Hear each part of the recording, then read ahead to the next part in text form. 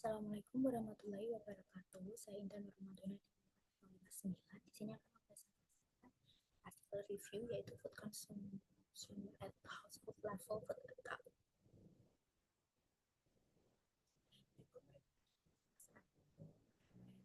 Review yaitu dengan judul Use of Household Apparent Food Intake Data to Estimate Micronutrient Inadequacy in Comparison to the 24-hour record data among women of reproductive age in Kasumu District, Malawi.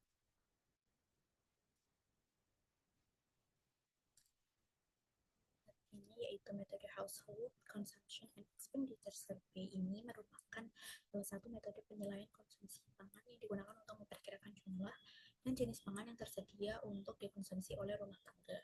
Biasanya tidak termasuk makanan yang dikonsumsi di luar rumah. Tujuan dari penelitian ini yaitu untuk membandingkan estimasi asupan mikronutrien beroleh dari HCIS dengan metode 24 hour dietary recall di kalangan perempuan di Malawi.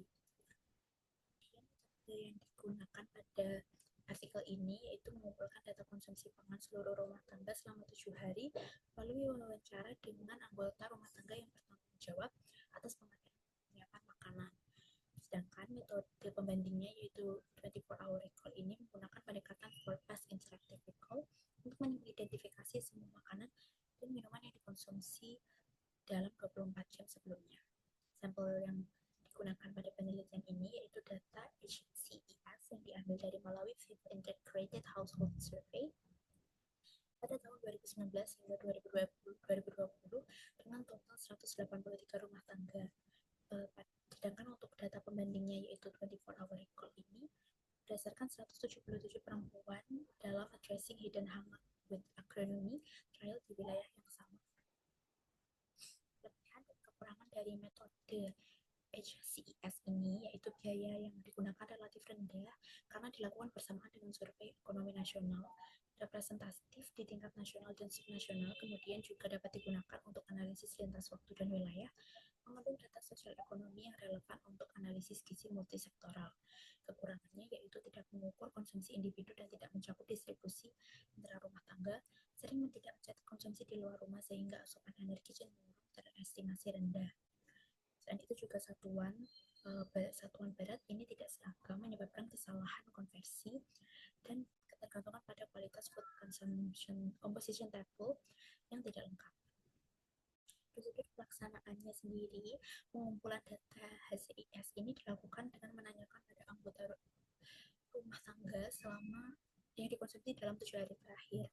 Untuk pengolahan datanya, data yang didapatkan diolah menjadi konsumsi harian per rumah tangga, dikonversi menjadi konsumsi individu melalui HFE dan dibandingkan dengan hasil survei 24-hour recall. Untuk pengolahan datanya ini dilakukan konversi satuan lokal ke metrik, eliminasi outlier dengan metode persentis 95, serta penyesuaian terhadap faktor kehilangan gizi selama pengolahan.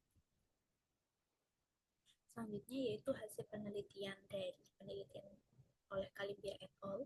Yaitu menunjukkan bahwa estimasi median asupan energi dan hampir seluruh mikronutrien ini lebih tinggi pada 24-hour recall dibandingkan HCES. Perbedaan ini kurang dari 20 poin persentase ditemukan untuk zat besi, seng, vitamin B2, vitamin B9 dan vitamin B12, sedangkan perbedaan besar terjadi pada vitamin B1, vitamin B3 dan vitamin B6. Studi ini juga menegaskan bahwa HCES cenderung underestimate total konsumsi energi dan beberapa vitamin. Namun, tetap terdapat menghasilkan estimasi yang wajar untuk zat gizi tertentu yang banyak dikonsumsi seperti zat besi dan zinc. Selain itu, hasil kedua metode ini menghasilkan kesimpulan serupa dalam pemodelan kontribusi fortifikasi terhadap penurunan risiko kekurangan vitamin A, vitamin B9, zat besi dan juga zinc. Potensi bias dari metode ini yaitu rentan terhadap ketika komoditas rumah tangga yang tidak dibeli secara rutin ini tidak tercatat dengan baik. Kemudian HCS ini menggunakan ingatan konsumsi dan pembelian pangan sehingga bias ingatan ini dapat menyebabkan estimasi menjadi tidak akurat. Kemudian pada metode ini rumah tangga dapat melaporkan pembelian atau konsumsi menggunakan unit yang tidak terstandar serta sering mengabaikan konsumsi makan di luar rumah. Padahal kontribusinya ini dapat sangat signifikan. Untuk cara meminimalisir dari potensi bias yang ada tersebut yaitu menggunakan daftar pangan yang terstandarisasi serta lengkap, kemudian memendekkan periode ingatan untuk kelompok pangan tertentu, dan melakukan pelatihan pada enumerator untuk mendorong responden menjelaskan detail konsumsi.